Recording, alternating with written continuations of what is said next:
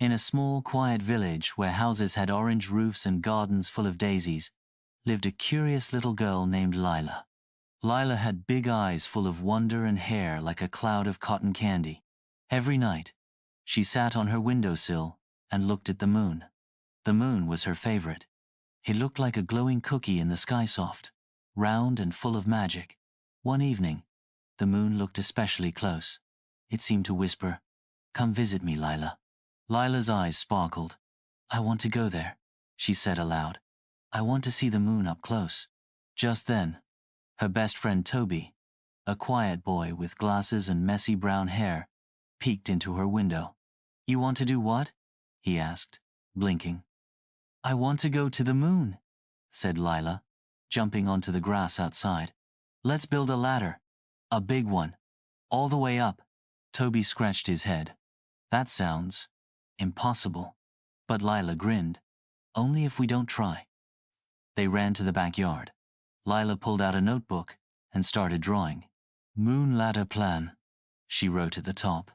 They would need wood from the old tree house, ropes from Toby's garage, nails and a hammer from Lila's shed. Imagination. Lots of it. The next morning, they got to work. They dragged wooden boards, tied ropes, and stacked pieces together. Their ladder was wobbly at first, but they laughed and fixed it. The neighbors stopped and stared. "Are you building a tree house?" asked Mr. Finn. "Nope," said Lila proudly. "We're building a ladder to the moon, Mr. Finn." Finn chuckled. "Well, I've heard everything now. Some kids from the village laughed at them. You can't build a ladder to the sky," they teased. "You're being silly." Toby looked down. He didn't like being laughed at. "Maybe they're right," he said quietly. But Lila held up a shiny silver button. "Do you see this?" she asked. "It's a moon pebble. I found it when I was 5. I made a wish, and the moon heard me." "What was your wish?" Toby asked. Lila smiled. "To never stop dreaming." Toby blinked. Then, slowly, he smiled too. "Okay," he said. "Let's keep building." And so, every day after school, Lila and Toby built their ladder. Higher and higher it grew. Soon it was taller than the houses, then taller than the trees. Birds flew past and stared in surprise. Some nights, when the wind was gentle and the sky was clear, they climbed as far as they could. From the top, they could see the whole village glowing like a fairyland below. And far above them, the moon smiled. Lila whispered, "We're coming." Every afternoon, Lila and Toby worked on their moon ladder. The ladder now stood so high that the clouds tickled its sides and birds perched on its steps. Lila painted little stars on the wood and tied colorful ribbons to the ropes. "Almost halfway to the moon," Lila said one day, stretching her arms as wide as she could. Toby looked up. "I don't think that's true," he said with a small laugh. "But maybe halfway to the sky." The village below had grown used to the sight. People stopped laughing and began bringing things: extra nails, old wooden chairs, broken brooms for ladder parts. Some even started calling it the dream ladder. But one afternoon, something changed. A big wind started to blow from the mountains. It wasn't a playful breeze. It was loud and twisty, like a dancing dragon.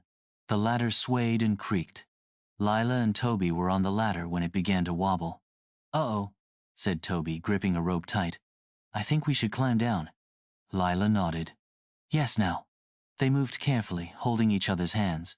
The wind pushed and pulled, like it was trying to test their courage. By the time they got to the ground, their hearts were racing. Crack! A piece of wood snapped high above. "Oh no," Lila whispered. "The ladder's breaking." The next morning, they checked the damage. Several steps had fallen. A few ropes had snapped. Their beautiful moon ladder now looked tired and sad. Toby sighed. "Do you think we should stop?" Lila looked up at the moon, hiding behind the morning clouds. "Do you think the moon gets scared when there's a storm?" she asked softly. Toby tilted his head. "I don't know. I think," Lila said, touching the wood gently, "it shines even when we can't see it." She turned to Toby with bright eyes. "We'll fix it. We'll make it even stronger. So they got to work. This time, they used thicker ropes, stronger wood, and even some glue Toby made from flour and water. Mr. Finn brought a bucket of nails. Mrs. brought. Elna gave them her old garden ladder to add more steps. Children from the village joined in too.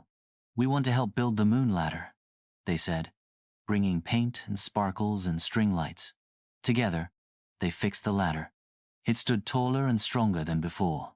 And now, it twinkled like a star. That night, Lila and Toby climbed once more. This time, Toby brought a notebook. What's that for? Lila asked. To write what the moon looks like when we get there, he said with a smile. Lila laughed. Good idea. As they climbed, the wind was quiet. The stars blinked kindly. The moon peeked out and glowed brighter, like it was waiting just for them. And though they still had far to go, they weren't afraid. Because even when things wobble and fall, dreams can stand tall if you build them back with love and help from others. The moon ladder was taller than ever. It shimmered in the sunlight and twinkled at night. With each step, it held not just wood and rope but hope, laughter and dreams from every corner of the village. Lila stood at the bottom, holding her dream notebook. Tonight's the night, she said, her eyes sparkling like stardust. Toby tightened his backpack. Are you sure we'll reach it? No, Lila said with a grin.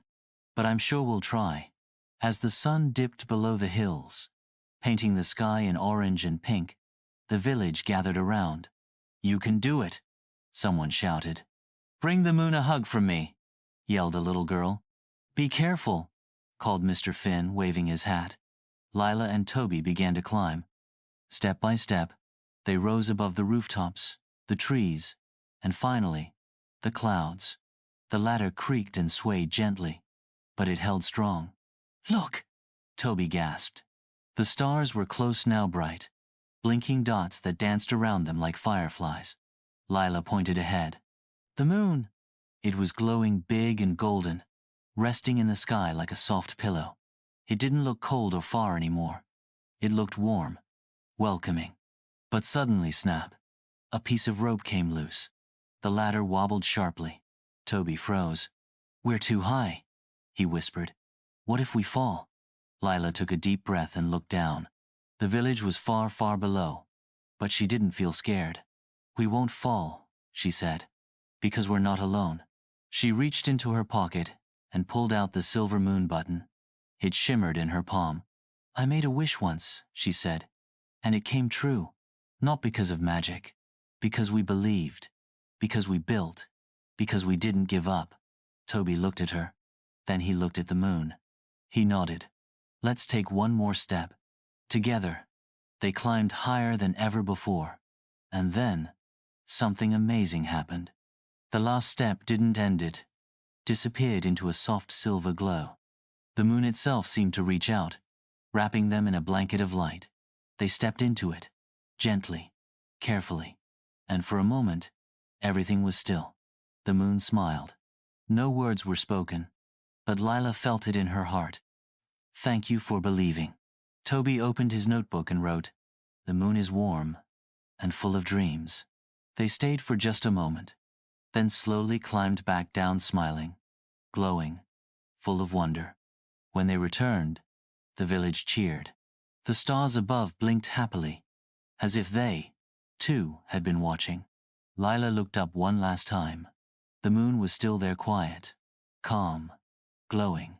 Toby stood beside her and said, We didn't just build a ladder, we built a dream.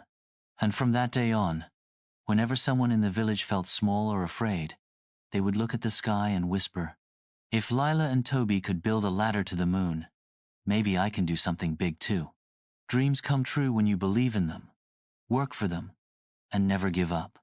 Even the tallest dreams begin with one small step.